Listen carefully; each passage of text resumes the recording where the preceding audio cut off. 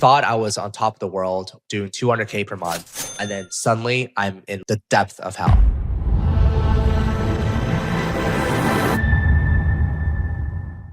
All right, what's up, guys? Welcome back to episode 2 of Trenches. We got a name for our part now, and yeah, so that's a step towards the right direction. How's life, Ryan? Let's talk a little bit about what's interesting. Well, what are some interesting things in our lives first before we jump into the meat of this presentation? Yeah, I just got back from shoe swaps, which is in like the Okanagan. Shoe swap. I don't know how to pronounce it, but like the Salmon Arm area of BC, my daughter had provincials for box lacrosse over the weekend, but they came in second, so a little disappointing. Hey, what's up with all your kids playing lacrosse? Is that something you forced them into, or? Yeah, it's a very like niche sport, right? Like not too many people like. I would think the TAM of lacrosse is like pretty small, like compared pretty to small, every other especially sport. box lacrosse. Box lacrosse is like really small. I don't know. Like I played when I was a kid. My dad played he played junior A when he was a kid, or I guess not a kid, but whatever, a young adult. And I don't know, just my kids, the boys both play hockey, and all three of them play lacrosse, and they're lucky enough to be on like super good teams and be surrounded by like people that played professionally and stuff like that. It's pretty cool. Oh wow, cool. You think they're gonna go? What's your like? Do you have any dreams, aspirations for them in terms of the sporting side of things, like, or is just like go have fun and whatever happens? Yeah, I mean they're all playing fairly high level stuff. Like my older son playing the highest level lacrosse, and amongst the highest levels of hockey, but like, you know, they just like it. And like, I think it's from a parenting perspective, I know that some people probably disagree, but I think I like the idea of like, you can be the best or be very good at whatever you put your mind to. And like, if you're willing to put in the work, I think it's a good lesson in like, wait, some people disagree with that? Well, no, I don't think it's so much. I don't think they're disagreeing with the logic behind what I'm saying here, but they might not consider that side of the sports world, right? Like, yeah, like I think that some people are like, oh, you know, your academics are your most important thing, and my kids are doing all right in school for the most part. But like, I think there's you can do both, right? Yeah. I think out of the most successful entrepreneurs that I know, not too many people did well in school. I think quite a few dropped out of universities. I surely didn't do well at school at all. Like, it was terrible. I got kicked out of school actually due to my academic grades, not even for anything bad, not for like fighting a professor or anything like that. So my Chinese, you tell that story though. You should just make up a new story. my Chinese parents were Chinese traditional immigrant parents. Almost disowned me. Almost. Yeah. What were the threats? Bro, that is the worst fear of a Chinese immigrant parent. The fact that your only child got kicked out of university for failing, like that is just the uttermost disgrace to my last name and my entire bloodline. What is like the I mean, obviously education generally leads to success, but like culturally, as somebody not in like the Chinese culture, like what is like the kind of like end goal of like, what's the aspiration that most Chinese parents want for their children? Is doctor like the billionaire status? Yeah. I would say so. I think doctor is probably billionaire status. But no, it's more towards like going towards a really, really good school. Like the school needs to be well known. And then I think kind of like what you study in the school, it's a little bit more secondary, but like you definitely want to go to a good school. So is there like status amongst like the parents? Like Mike, I mean, like not like driving pulling up a Porsche, but like being able to say, oh yeah, my son went to this school, achieved obviously certain grades, and for sure. They definitely attach that status game to which school your son or daughter went to, for sure. Yeah, I think a lot of that, like, I don't think that's like people. I think there's like it's kind of subliminal in a lot of people's heads, the status piece of it. But everybody, you know, like even in sports, like there's a lot of status flexing on where your kid is, if you know, amongst the peers. Yeah, I started reading a book called I think it's called The Status Game. I forget what the book's called, but it's about status. But it basically just talks about how we're all like human status to humans very, very important. Like even it starts survival, right? Like Mhm. back in the day, if you had higher status, then you're gonna, be able to mate easier. You're gonna be able to produce offspring easier. You're gonna be able to get food easier. You're gonna be able to do everything easier. So nowadays, obviously, we don't need to be like fighting off tigers and stuff like that. But I think status to us is, yeah, it's very important. I think everybody cares a little bit about what other people think, or else you'd be walking around naked. Like, why you even wear clothes, right? Of course, like we all care about what other people think. So So some people will do better naked than other people. yeah. I don't know if that's a good example, but yeah, I think we all care about what other people think to some degree. But recently, I 100%. came across, I met someone who was quite interesting. So this guy is from Vancouver. Right? He built one of the biggest e-com communities on school right now, and I was just chatting with him. We have some mutual friends who are connected, and he kind of just like he found his way into school into this like big online community by accident. It wasn't on purpose or anything like that. He had an agency. He was helping a few ecom brands. He hired someone from Malaysia who was taking care of like client success for him or something like that. That kid in Malaysia started posting on Twitter. Then I guess his tweets are kind of funny. He's kind of like shit posting. And then it kind of went viral. And then people are like, hey, can I buy this SOP off of you from the agency? And then they're like, sure. Like, how much should we charge? Like $100. So they started selling SOPs, and then people are like, hey, do you have like a community that like you have with other 7, 8, 9 figure founders? It's like, sure. How much should we charge? Like $200 a month. So it kind of just like happened, right? Very, very organically. And I think one of the problems that I had was I always felt this imposter syndrome, especially when I spoke at Ezra Firestone's mastermind with you when you introduced Yeah. me. I felt so much imposter syndrome because I felt like everybody in the room was at a different caliber. Like I'm used to speaking in front of like newer entrepreneurs, so I feel very confident. I don't have any imposter syndrome in front of them, but whenever I Right. speak to like people that are doing 8, 9 figures, I'm like, dude, like, what do I have to share that's interesting to them? But the funny thing is like, and the point of me telling that story is because I too care a lot about what other people think of me, and I think that cariness has actually disabled me from doing a lot of things that I thought I want to do. So, for example, like an ecom mastermind with like only well-established entrepreneurs, because I'm like, man, like how can I host this mastermind when they know way more than I do? You know what I mean? Yeah. Like So after self-limiting beliefs, though. There's self-limiting beliefs. oh, 100%, 100%. I'm just being, I'm just telling you, I'm just being vulnerable right now. But so that disabled me. So even in my Amazon days, right? Like I had a really good opportunity to partner up with an industry titan. Casey, if you're listening to this, big shout out to you. But I didn't because I'm like, well, I was only doing like 7 figures a year. Like, how can people doing 8 or 9 figures like join this mastermind? I don't feel good about that.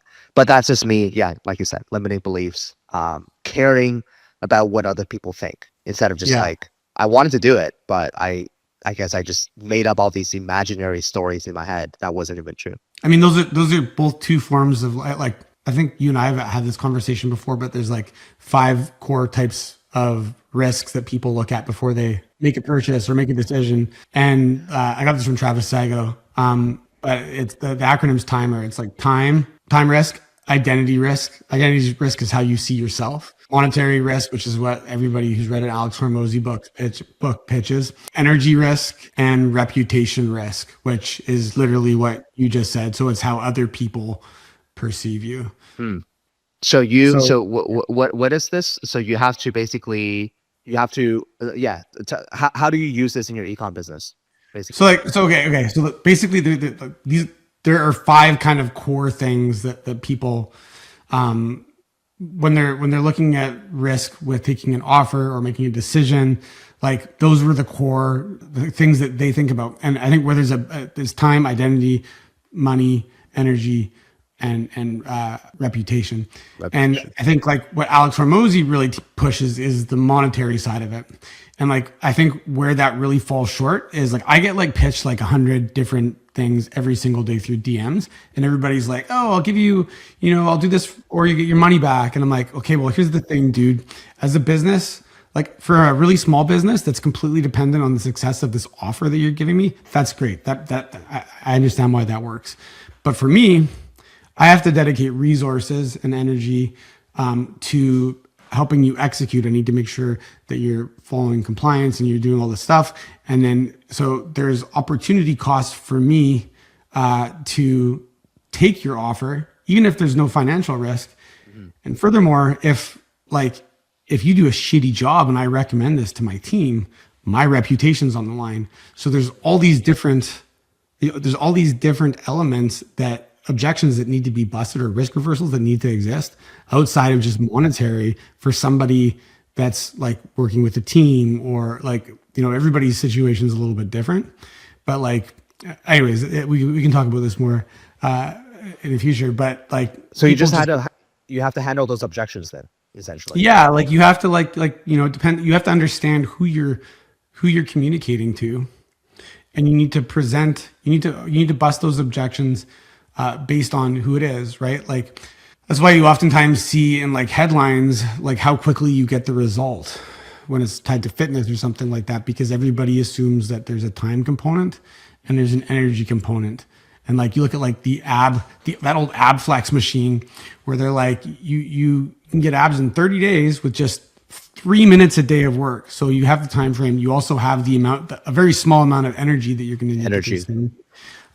So anyways, yeah, just kind of like you just made me think about that. But yeah, that's actually really, really interesting. I mean, yeah, that is really, really interesting. And I guess every single situation is different depending on what you're selling them and who you're selling it to. And so, for example, if you want to do a joint venture with another, person, and you're like, hey, I'll pay you $1,000 for you to scream my brand at the top of your lungs. Like to them, maybe it's not the money, it's the reputation, because once they burn that, they don't have anything. So, but would you say reputation then is one of the hardest ones to overcome, because the only way to overcome reputation is trust, and trust takes a long time to form.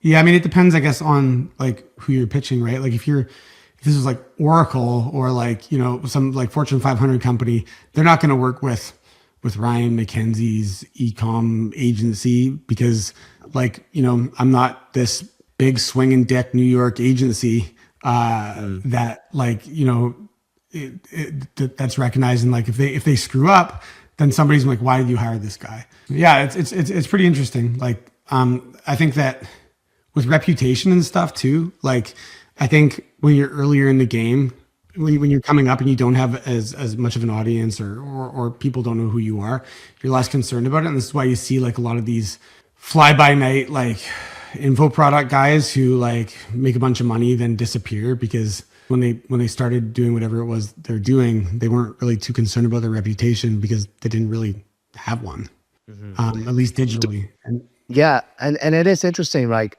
obviously you should care about your reputation, but I think in my case, caring too much about my reputation to the point where I was making up false stories in my head can also be a detriment. Yeah. I mean, yeah, I think that's probably a pretty good segue to, I think you should probably tell us a little bit about your story, or do you want to talk? Actually, there's some blood work stuff you wanted to talk about. You did something. Yeah. So guys, like, obviously this podcast is still new, and like, Ryan and I, we're not trying to rely on this podcast to make a living. Like, this is something I feel like could be really, really fun for us. And I feel like we just vibe together pretty well. And obviously Ryan and I have both a lot of knowledge, and he does a lot more than me, but I still have some knowledge I can share with all of you. You're smart. Don't sell yourself. Yeah. Here we go again. The Chinese parents might, no, I'm just kidding. But, yeah, so I think like the structure of these podcasts, usually like at the beginning, we're just going to jam out on like, hey, what'd you guys do last week and stuff like that. What's something that's interesting that you learned maybe on Twitter or whatever. And then we're going to kind of dive into the meat of the presentation. And today I'm going to be talking about kind of like taking guys behind the scenes of how I sold Sdara Skincare, even though this was a few years ago, but I've never really shared the story like in as much detail as I'm about to today. So I think it's going to be kind of cool. But before I get into that, I think health is obviously the most important thing. Over the past 6 years, I've dealt with some health issues, very mysterious. Gotten every single blood test done, MRI done, CT scans, X-rays. It's kind of like a neurological issue where I feel tired all the time. I get dizzy all the time. Sometimes it's incredibly difficult for me to find words, so I just like can't find the word, and that's incredibly frustrating.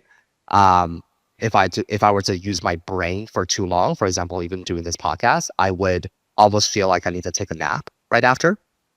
So there are a lot of days where I don't feel like I want to do anything. I feel like I'm just exhausted. I stop going to the gym because the gym actually triggers that. So anyways, long story short, You sound like you have ADHD.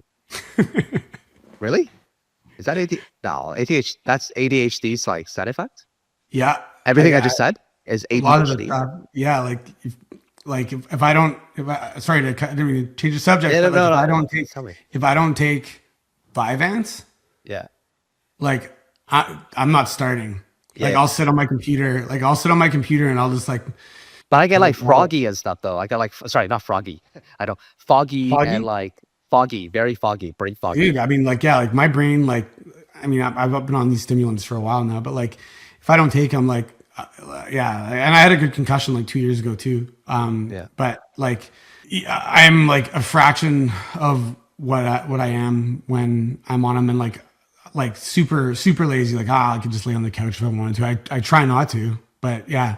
Do you think you'll be on this for the rest of your life then, or what? Yeah, I've been taking it since I was 33. I'm 45 now, and Oh wow. Holy smokes. yeah, like Talk about the it's- to me- LTV of that drug, okay? Yeah, amazing for me. But I want to hear about this blood work. But yeah, sorry to Yeah, cut sorry. you off. It sounds very similar.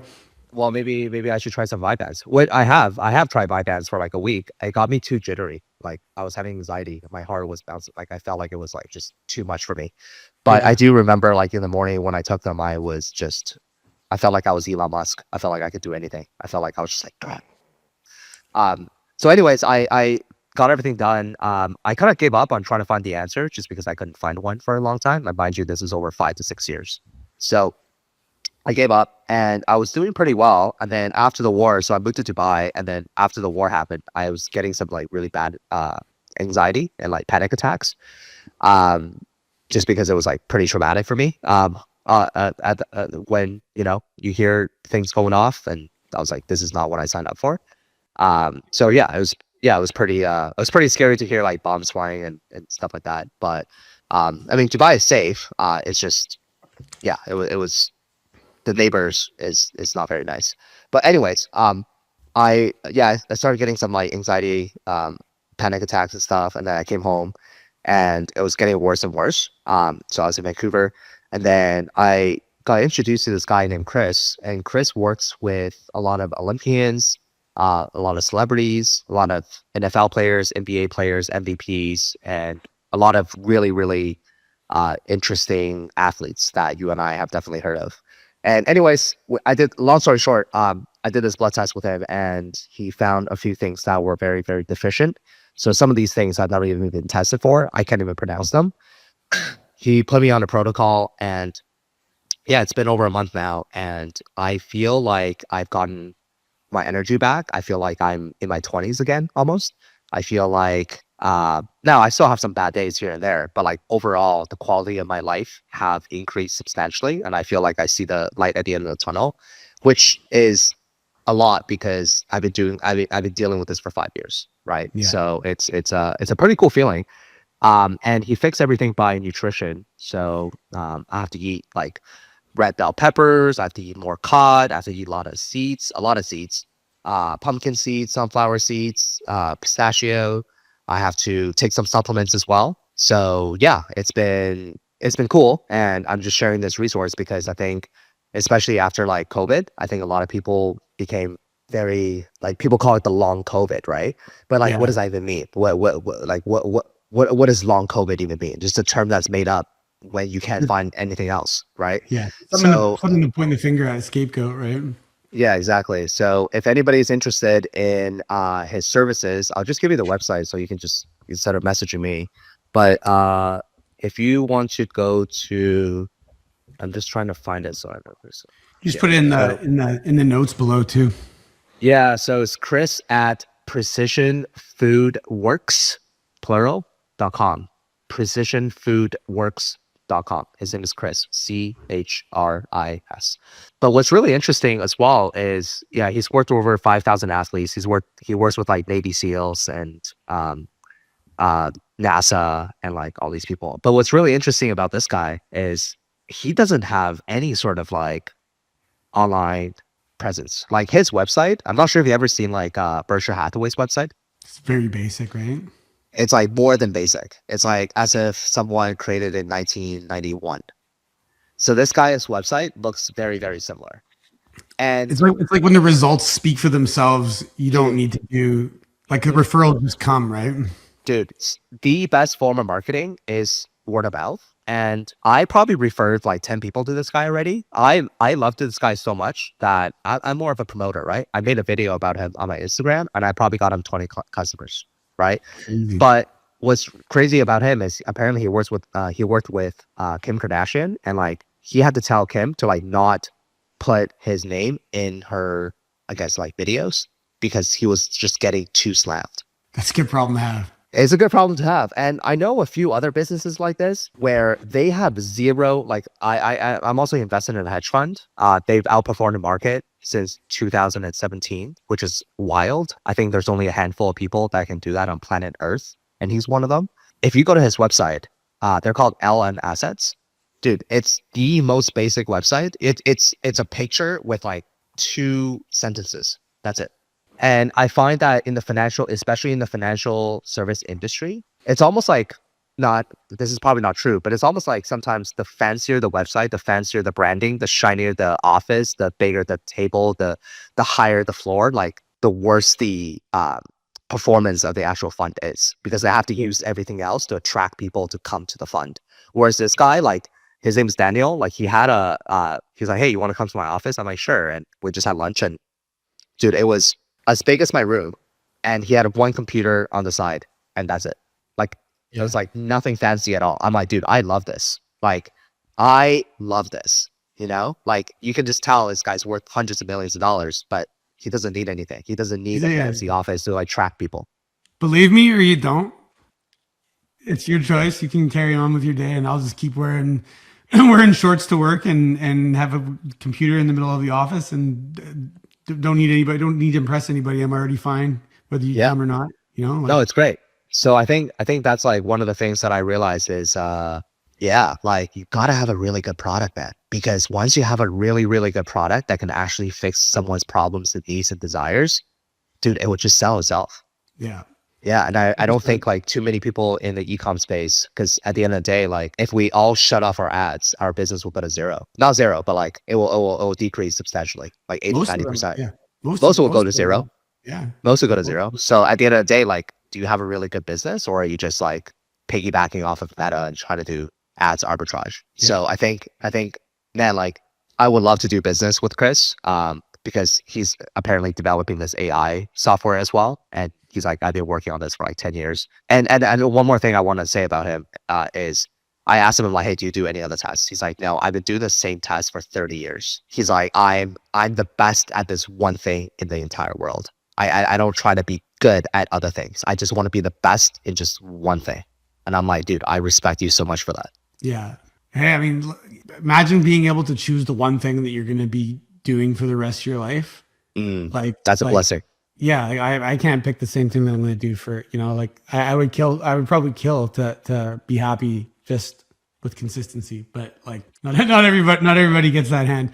But let's I think it's like a time to jump into, like, I know that you were insecure about talking up on the stage with Ezra at Ezra's group, but you know, you built something to a point that another company wanted to buy it, and you got a considerable exit, which is something that not a lot of e-commerce people really get to experience. Like, sure, if you're watching Twitter or social media, you know, everybody's following the people that have had big exits, but I don't think it's nearly as common as you think. So, like, you know, that's a massive thing that separates what you've done from to 95% of other e-commerce entrepreneurs. But I'd love to kind of hear the story behind Sdara. I said that right? Sdara, Yeah, and Sdara. like how it started and like what you did to grow it and how it eventually got to that point. So yeah, Sure. let's take me back. Yeah, take you back. So I started Sdara Skincare. By the way, the word Sdara, I knew I wanted to do a skincare company. My wife picked the first product. So I wanted the first word to also be a S. And then that weekend, I was staying at the Fedora Hotel in Vegas. And I'm like, hey, what happens if I just switch the S with a B? So that's how the name Sdara came about. So Sdara Skincare. But I started in 2016 while I was still working a full-time job at Yellow Pages as an account manager. And I always knew that I wanted to do something on the side, you know? I think we were actually working across the street from each other at that point, which is kind of funny. crazy. That's a whole other on Still Creek, right? Yeah, Still Creek. Maybe we would have crossed paths. We probably did. Anyways, keep going. So yeah, I was basically just the story is I was trying to sell these hoverboards in 2015 online, and it's pretty high ticket, and it was my first legitimate e-commerce brand, and I sold like 0 B2C, and I didn't know email marketing, what a pixel was, I didn't know retargeting, I didn't know funnels, I didn't know websites, I didn't know anything. I just thought you can post pictures on Instagram and people will find you organically somehow and basically buy it. And I met this guy who basically I partnered up with him and within profit sharing, and he basically posted on the hoverboard on Amazon. And at the time, Amazon wasn't really big in Canada. And the first day he sold a couple of hoverboards, and I'm like, holy smokes, what is this Amazon thing? I thought it's How much were how much were you selling the hoverboards for? they were like $600. Oh, Yeah. did they actually hover? That's right. Yeah. So the hoverboard industry was quite interesting. So it's basically, I mean, same as every electronic product. Like there's a bunch of knockoffs, and the knockoffs were really cheap, but they were really, really bad quality. There's one legitimate company that basically they sold the proper like legitimate hoverboards, and it was a very, very high quality. So the industry itself was quite interesting to the point where like a lot of these hoverboards, because they have big batteries, they were like catching on fire and stuff, burning down people's houses. So long story short, that's how I discovered Amazon. And then I knew I didn't want to sell something that's like big and bulky. I started listening to all these like different Amazon podcasts. Shout out to like AM/PM podcast, Scott Valker, I think is his name. And I keep hearing these stories of like literally like moms and dads making like 10, 20, $50,000 a month who lives in like the middle of America, who's like never had any sort of business experience before. And they just find a product, private label it, put it on Amazon. At the time, you can still buy some reviews and sales will magically happen. I'm like, dude, this is insane. So I started, the first product we sold is a vitamin C serum, custom formulated, manufactured in the US, created a design for it, put it up on Amazon. First month, did like 10K in sales. And I was like, holy smokes, this is crazy. Hold on. So you got the product, you private labeled it, you had something original, you put it on Amazon. Like, did you advertise? Yeah, did we you did some wing like, it or what happened? no, we did some like basic PPC. Okay, so the game plan was to basically use one of these third-party services to buy some reviews. So you can buy like 50 reviews right out of the gate. And then literally the week before we were about to launch, Amazon came down with their review ban. It's like, hey, you can no longer pay third-party services for incentivized reviews. So we're like, well, what do we do now? At the Is time, that when they launched Vine? no, Vine was a little bit after, but at the time, my parents lived in LA and they go to church. So I told my mom, I wanted to go to church on Sunday and get 10 people to buy this and leave me reviews on Amazon. So that's how I got my first 10 reviews. Did you tell her that you give them the money back or anything, or did you just tell her to go like be like sales lady? No. I said I'll give them a refund. Just picturing your mom going out there and being like, here, buy this, sign up right now. You got to do it for my son. He didn't go to school, but he's got a business now. Help me. Exactly. No, I know I gave everybody a refund, and yeah, that's how we got our first 10 reviews, and we turned on some like very simple auto PPC, and sales started coming in. So that was very, very cool moment. It was like, wow, this like people are actually buying our product. And I think the reason why it works so well is because I think vitamin C serum is one of the most competitive products on Amazon. It's the TAM is huge for that product. And I think even if you're on the second, third, fourth page, you can still get a little bit of the just because it's such a big tab, you know. Yeah. If it's a small tab, I don't think we would have done well. But Was there anyways, anything unique about was there anything like unique about your product? Kind of like going back to Chris, no, who's very specific about one thing that he does. Like, were you guys like retargeting like a specific type of person, or was it just bro, I like didn't know generic? I didn't know what customer avatars are. I don't know anything at the time. I wasn't Yeah. going after any person. I'm like, vitamin C serum, found manufacturer, put label on it, shipped to Amazon. I didn't know anything about anything. So Like, you at the just time. you just punted you got your like the second kick at a 50-yard field goal. You just nailed it, and you did Yeah, I everything. guess. I thought I nailed it, and then what happened was I think we got like some like bad reviews or something like that. Our star ratings kind of dropped, and I kind of panicked. I kind of like changed everything on my listing, and then sales really started to tank. And then now I don't know what caused what. So long story short, we launched a second product. The second product was a fad. It was a silicone makeup sponge, and that's my first time kind of like understanding what a fad was. So, but it was a dropship product. Yeah, That was very like popular in the novel, dropship. right? Novel and Yeah, yeah, different yeah, and trending, yeah. right? And I remember like buying 5 samples and then taking them to work. I was still working at Yellow Pages. I give this 5 samples to 5 girls. I'm like, hey guys, I want you to take this home and like use it and tell me if you actually find this helpful. And all 5 hated it. They're like, dude, I would never use this. This sucks. Like, I can't believe people are buying this. And that should have been my number one sign that like women are not gonna buy this product. But I'm like, you know what? I'm like, they don't know what they're talking about. People are making cake on Amazon. People are just crushing it on Amazon. You know how much money you can make on this on Amazon? It took us like 3 months to basically launch the product. And by the time we launched, the search volume basically decreased by like 99%. The average selling price with this product was like $21. And then by the time we launched, it was like $7. No margin Yes, left. To no market. margins left. Yeah, no margins left. And the crazy story about this product is during that time, I knew branding was very important. I have a decent eye for branding. I met someone who owns a branding agency, and I was able to convince him to come into partnership with me on the second product, the silicone makeup sponge. So we put 50-50 in terms of the capital. He does the branding and design, graphic design. I will do kind of the marketing on Amazon, the operations. And he will also take care of like the finance because it was him and his girlfriend at the time, or fiance or wife. Anyways, we put very minimal. It was like 2K each, you know? And obviously that product didn't do well. And I asked him if he wants to partner up on the third product, which, spoiler, it's our 7-figure product. He said no because he didn't have a good experience. I mean, the second product failed. So So, you so almost hurt it's, your reputation. You hurt your reputation I, on the first one. Almost like yeah. Just tying that back to the beginning, yeah, if or Amazon's reputation. Like, yeah, No, I still think about that story because it's so applicable to everybody else as well, right? Because I think in entrepreneurship, you just gotta keep swinging. You just gotta keep swinging. And if you just get that one home run, it's going to recoup all your losses for all the missed bats that you've had times 100. And the interesting thing is, obviously, he tried Amazon once.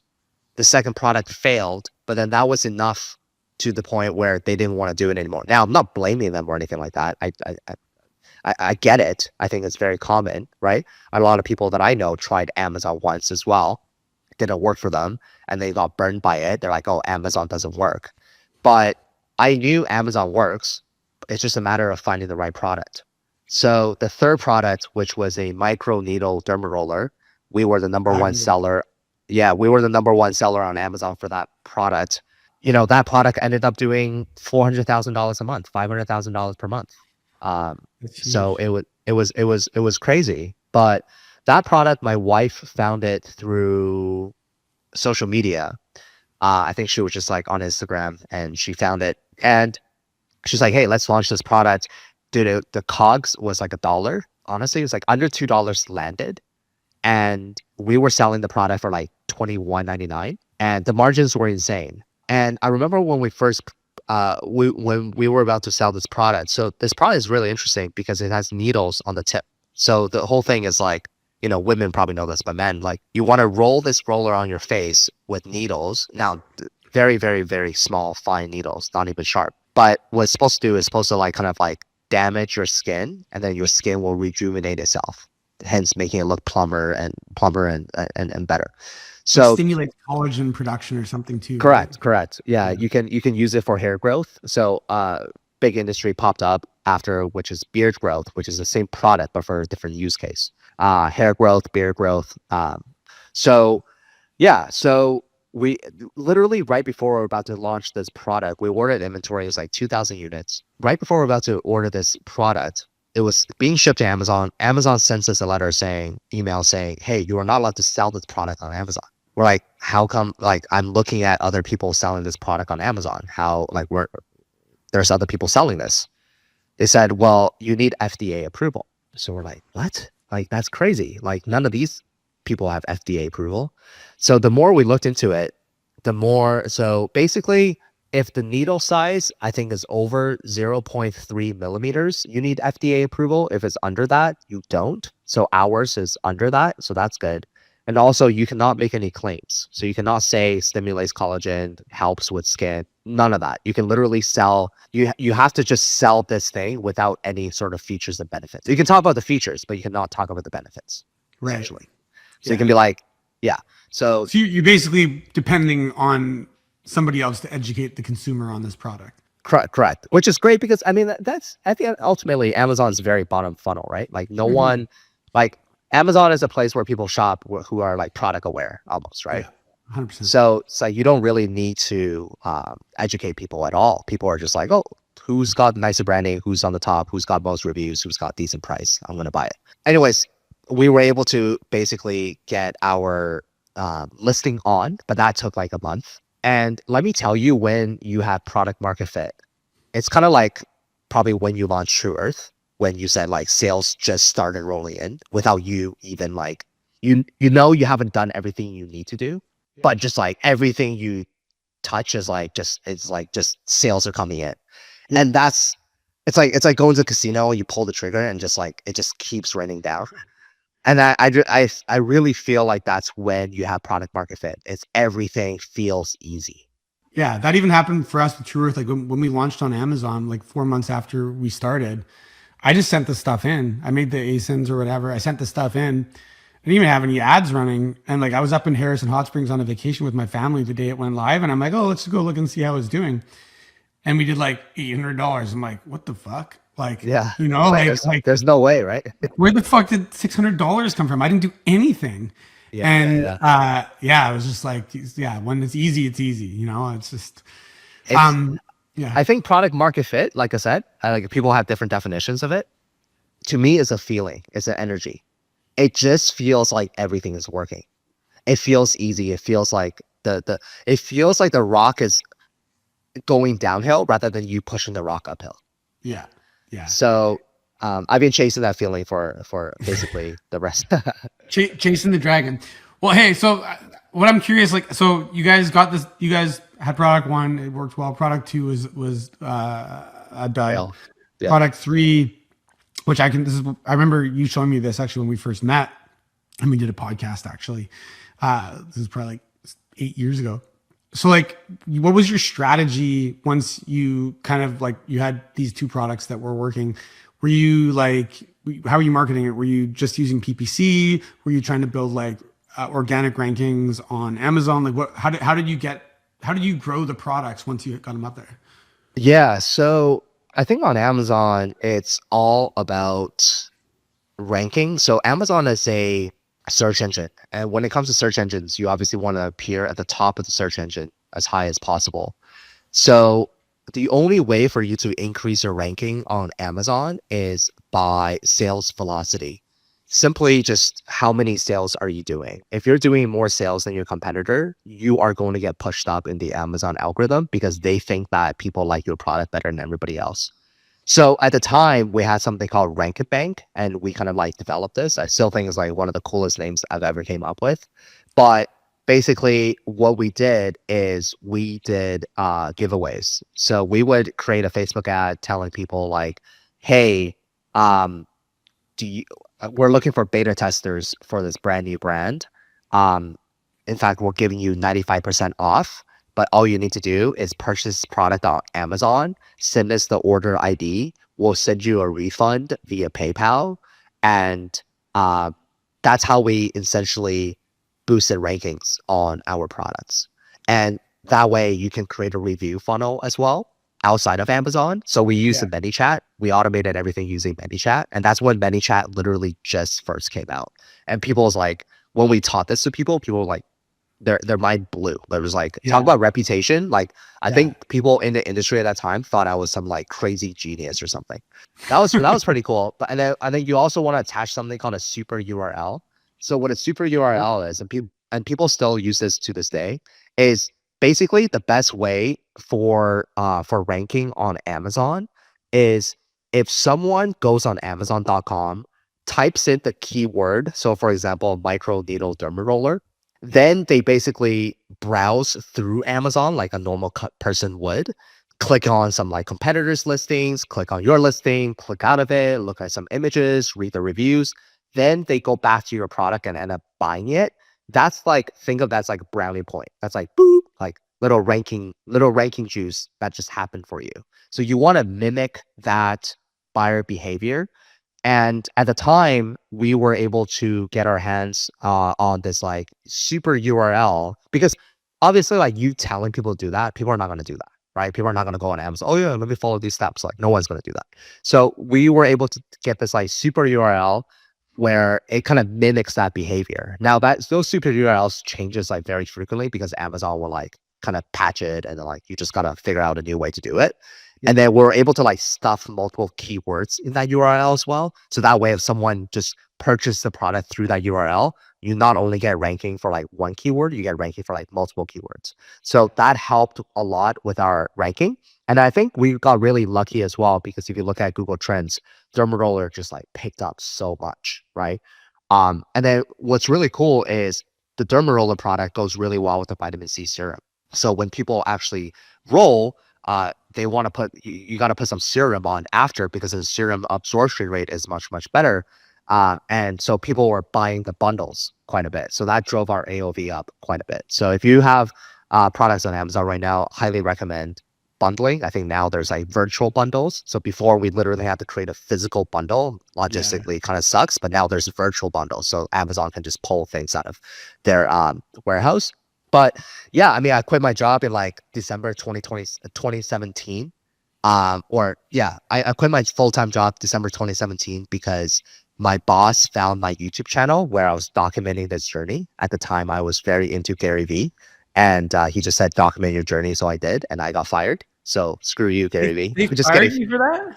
So he didn't fire me, but he kind of put me on the spot because what happened was I was waiting until March 2018 to get my bonus from the previous year. And my bonus was going to be like $30,000. But then it kind of sucks for him, right? Because like at the beginning of the year, you don't want to like know someone who's going to quit. And then he has to like, it's a lot of headache for him. So he kind of like, he didn't fire me because I don't think you can. But I just basically quit. I quit the job. And mind you, like it was a 6-figure salary job. It wasn't salary, sorry, like commission job. So it wasn't an easy decision. But at the time, so this is why like when someone's like, hey, how do I know when I should quit my job? There's not really a specific point. It's just like you will know when. It's bad advice, but it's also good advice. It's like, oh, when should I have a kid? It's not a checklist. Like it just kind of happens.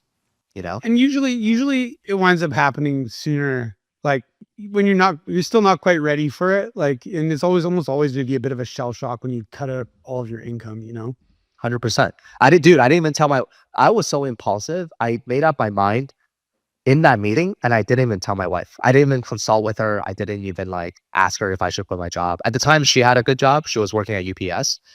Not as a delivery person, like as a account manager. So she was making 6 figures as well. So I knew like worst case scenario, I'll just, go back to my job or something like that.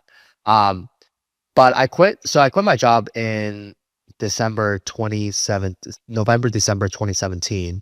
And at the time, our Amazon business was maybe doing like 40K a month. And then from the day I quit my job to April of 2018, our Amazon business grew like 500%. So we 5x, we were doing 200K per month. What's crazy is one day I woke up in April 2018 and I noticed that there were hijackers on my listing. So for those that are not familiar, What do you mean by hijackers? so it's like on Amazon, you have this buy box, and usually you own the buy box because it's your product. But now I notice that people are selling my product in the buy box. So somehow people were able to get a hold of my product and selling them. But I knew that this can't be real because I don't do wholesaling. Like, how can someone buy my product? So I ended up buying my product through them just to see like if it's legitimately my product or not. And it ends up being counterfeits. Counterfeits. Yeah. So Jeremy's someone, Kitsch has sent me a lot of stuff from the Canadian store for the brand Kitsch. Yeah. So many are doing the same thing, or were at least doing the same thing to him too. yeah. So we literally, like, I got like, it's literally a counterfeit of my product, same branding, same everything, but obviously the logo, design, everything was a little bit off. You can just tell. And people were basically stealing my sales. Okay. So like piggybacking off of my listing. And I had no idea what to do. And I basically like bought their products. I left like negative reviews or something. And then on their seller storefront, I contacted Amazon. And then a week goes by. One day I woke up. It says our Amazon account has been suspended. So I don't have a job right now. I thought I was on top of the world doing 200K per month. And then suddenly I'm in like the depth of hell. I had no idea how to handle this situation. So Your business goes from 200K to zero overnight. So I submitted appeals, denied, say you can never sell on Amazon again. And at this point, I'm like, dude, do I need to like get a job now? You know, like what am I supposed to do? And I found some Amazon lawyers, whatever, that they, there's very specific language that Amazon looks for when writing the appeal letters. So apparently they wrote it, and I think what happened was it worked. So we got our account back, which is great. This is after a month, though, right? It was like the longest month. That's a lot of money time. It's a long time. It's a lot of money. So we're back, and then like I want to say like a few months after this happened again, but I was like, oh, no worries. Like I know how to deal with this, right? So was it because of something in your listing, or was it when the hijackers like it was the hijackers? Yeah, it was something to do with the hijackers and the fact that I like left the negative review, and you can't leave a competitor negative reviews on purpose or something like that, whatever. Yeah. So anyways, it happened again, and this time I couldn't get it back. Like I appealed, I wrote the same letters, I wrote the same everything, and every single, what the worst part of all this was? Every single day that I'm not selling, my listing was still there. It was just under someone else's buy box. somebody else? So someone else is making bank off of my hard work. And that was like the toughest part. It's like watching your own baby, So I was very, very lucky to have met this gentleman in Montreal who apparently is a huge seller in the toy industry on Amazon. And he How's your adult toys? kids toys. He got me in touch with some VP at Amazon Canada through email.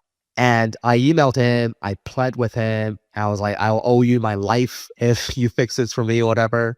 And he ended up forwarding my email to a special team at Amazon. And then boom, right away, my listing was back. And So, like, don't ask me for it. Don't ask me for his contact. This was so long ago. I don't even have it anymore. But So how would somebody he shaped our business. How would like a mom and pop shop recover from that typically? Would they just be like, oh, that's it? I have no idea. I think that's why people go on Twitter and tag Amazon and Jeff and stuff like that, right? So at the time, we were sending emails to Jeff and Amazon.com and stuff like that. Like, that's apparently what you're supposed to do. But that experience has taught me, like, after my Amazon little adventure, after I sold, I'm like, I'm never selling on Amazon again, because I think after that year, I never had like a good deep night's sleep. It was always like kind of sleeping with one eye open. Crazy, man. So, I mean, Yeah. so you just mentioned that and we talked about it earlier, that you exited. So how did you got your listing back, continued to grow the business? Yeah. How did the whole like sale of the business like come about? Yeah. So we we keep growing the business. We kept launching products. We essentially, launched multiple products, all in the skincare space. And then actually this pretty crazy story. One day I woke up, we had like 3 times more sales than we normally would have. And then my first thought is like, oh, is a competitor trying to take us down or something? And then basically some chick who had like 400,000 followers on Instagram bought our product organically and promoted it on her Instagram story. One story sold 2,000 derma rollers. And she was like a mom. She was a mom. And her entire feed is basically her selling stuff. And that's when I realized like there's a huge niche of moms who are probably bored at home, who just love to spend money on things that are like under $50. Like they just love cute little dresses or like just these small skincare things, or like things around the house that makes it look nice, but they're all very, very cheap, right? Like the price point is very low. And we were able to establish a partnership with her and as well as her friends. And we paid them like $10,000 a post. We didn't care because like she was driving insane amount of sales for us. So that was kind of like our magic sauce, which is on Amazon. I feel like at the time, most people focus on Amazon, and Amazon, you only have a few kind of pillars you can pull on. So you got, PPC, you got like DSP, you got like lightning deals, and like that's pretty much it. But I think if you look at Amazon, it's almost like bottom funnel checkout, but you bring like top level like awareness and generate the awareness from like, now you have obviously TikTok or Facebook, whatever, then you will gain a huge edge, because a lot of these brands that are selling on TikTok, like they're just getting the halo effect off of Amazon.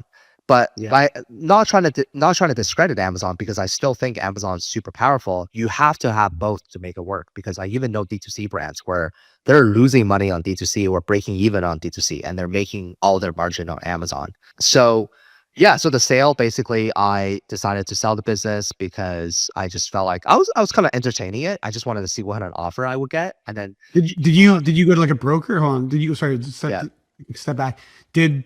How did this start? Did you like make the decision, hey, I want to sell this business, I'm gonna like put everything together and put it out through a broker, or did you get approached saying, hey, would you be interested in selling your business? Like how did that happen? Yeah, so it was 2020, and I remember I was in Thailand, and my buddy Casey was working for Thrasio. The crazy thing is he got offered to be a co-founder of Thrasio, and he said no. I mean, he would have made out, he would have made 9 figures for sure. But he said no because it was focused on the Amazon SaaS software, which is called Wire Launch. He's a great guy, just an absolute beauty. And he said, hey, if you're interested in selling your business, you can talk to Thrasio. And at the time, Thrasio gave us like 1x EBITDA or something like that. And then I was like, dude, I'm not going to sell my business for 1x EBITDA. That makes no sense. The offer's like 2 mil or something like that. By the way, our Amazon business, I think at the peak was doing about 6 or 7 million, but our EBITDA was $2 million. Like it was a cash cow, man. Dude, it was a cash printing machine. It was because our margin on the derma roller was so damn good. It was like we got it down to like $1.75 or something, and then we're selling for $19.99, and we're just going through thousands per day. So we never had a cash flow issue. We never had to raise money. We never had to do any of that, and it was just printing cash. Like most months, we're getting a 6-figure paycheck, so it was great. So I'm like, that makes no sense to sell. Actually, I think I might got the timeline wrong. I think that's 2019. And then anyways, in 2020, I wanted to sell because I think we reached the point where, for me, it's like building a business is kind of like going to a casino. If you walk into the casino with $100 and you're up like $10,000, you should probably like put a little bit of that away in your pocket, because most people end up losing that $10,000. I think a business is kind of the same way, in the sense that you just never know what's going to happen. Amazon changes something, Google changes something, bigger competitor launches in the same niche as you. So I wanted to take some chips off the table. I hired a broker who I met through the Amazon industry. Shout out to Corin from FBA Brokers. He no longer does it, but he's a great guy as well. And basically, we went to market, and in beginning of 2020, we had a lot of people that were interested in our brand just because of EBITDA. We built a proper brand and so on and so forth. And offers, we didn't get any offers, but then COVID happened. Literally, like, and then everybody retracted their offers. Like, we went from like booking like 5 meetings, 6 meetings per week to like 0, right? Everybody's like, no, we don't want to, we can't do this right now, which is fine. And then I remember our Amazon business like went down by like 30% as well, just because everybody thought the world was ending. And then once everybody realized the world wasn't ending, our Amazon business doubled. It went from like 500K a month to like over $1 million a month. And in September, we got a call from one of the original interested parties who wanted to buy our brand again. He said, hey, are you interested in selling your brand at the same value as in March? We're like, no, because usually how it works is that they take the last 12 months trailing EBITDA. And I'm like, well, you just calculate the last 12 months. They're like, well, can you exclude the last few months because of the COVID bump? We're like, no, that's not how it works. So anyway, so like, okay, fine, whatever. And these guys were absolute sharks, man. These guys were like I think that's my first experience to get to know like real sharks in the business world, because they were just like straight up financial private equity guys, like slick back hair, and they talk to you like, he's like, hey, I look at you, like, he's like, he was Asian as well. He's like, hey, I see you as my younger bro, like stuff like that. And I was like, oh my God, really? Like, and he's very well accomplished. They raised like hundreds of millions of dollars. He lives in like Beverly Hills and stuff. I was like, oh my God, really? Seen PE guy on Instagram? No. Oh my God, I'll give you the link to put the description, because it's so funny. There's this guy, he's called PE guy, and you're gonna, it's the biggest stereotype. Anyways, carry out your story. Yeah. So anyways, we ended up signing an LOI with him, and literally like, and then I was like, okay, sweet, I'm rich. I'm going to like Lamborghini dealerships, checking out the next car that I want to buy. And then I think at the time our derma roller might have like gone down again or something like that. Like that freaking product just, I don't actually remember what happened, but I do remember our sales plummeted for some reason. Didn't you get sick? Isn't that when you got? I can remember when you were. No, that's after. That's okay. after.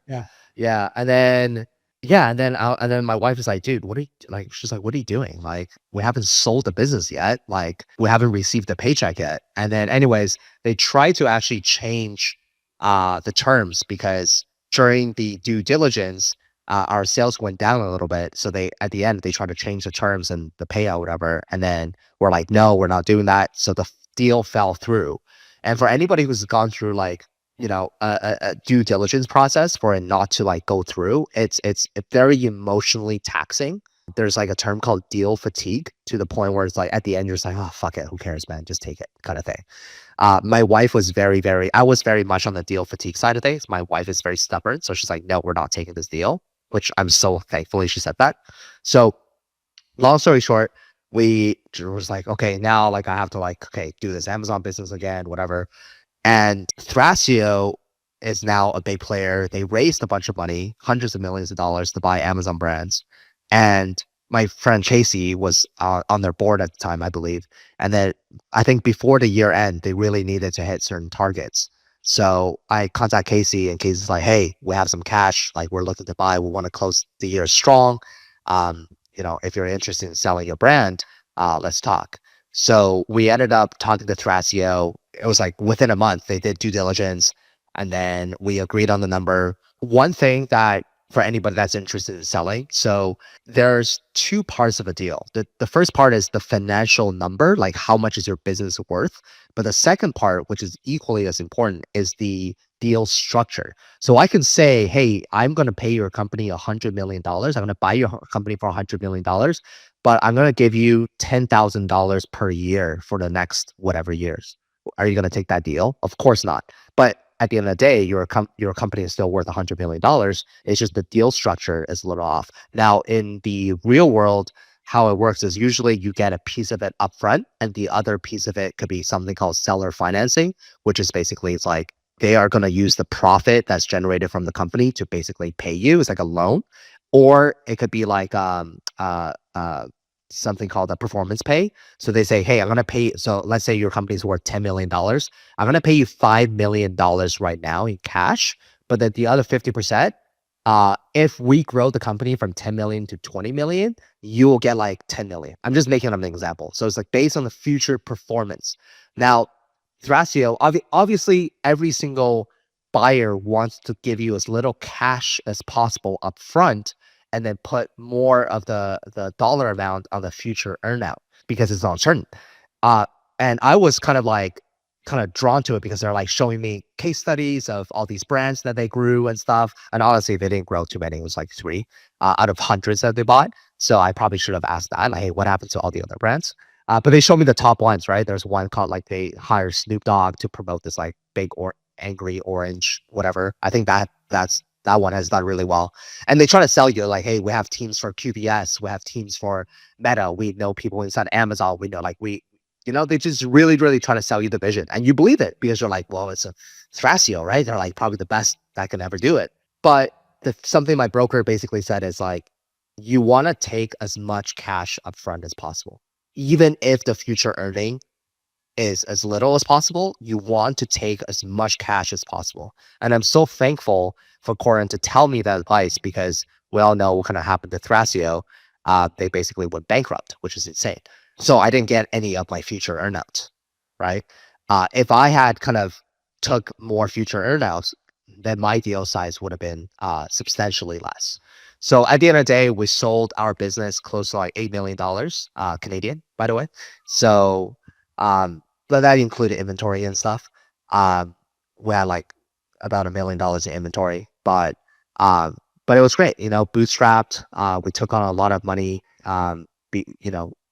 just during the years. So yeah, we ended up closing the deal. And I remember it's a very specific day. It was a gray, rainy December day. It was literally the one day before everybody left for Christmas vacation. So it was like December 23rd on a Friday afternoon. And my lawyer calls me. He's like, hey, congratulations. The deal's done. And yeah, mixed emotions. It's interesting, right? Because it's like, think of it as like a wedding. A lot of people get like really stressed out before a wedding, but like it's supposed to be a really happy day. So it's like, why are we even doing this if like the end result of you feeling stressed? It should be like feeling very happy. And Yeah. the feeling I had was actually relief more than like, Yeah, of course I was excited, Yeah. but it was a lot of relief.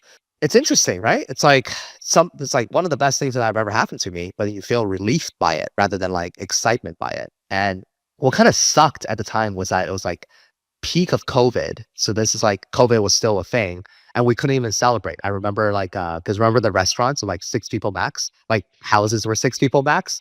Got into restaurants checking people if they live at the same address.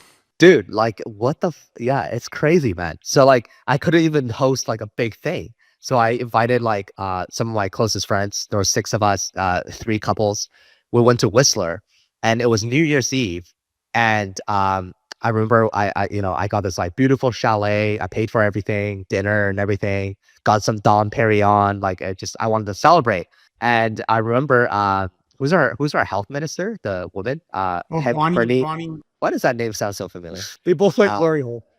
But Bonnie Henry. Funny and yeah.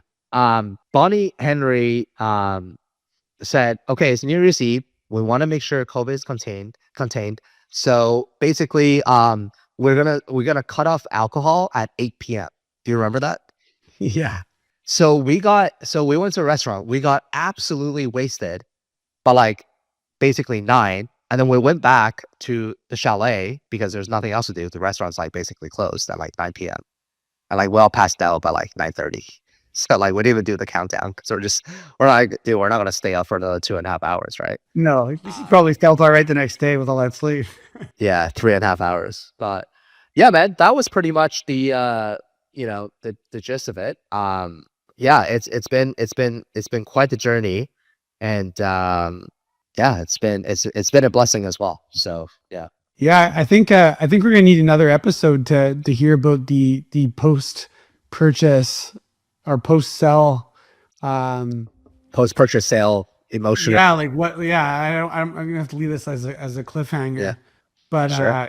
because I think we're running short on time.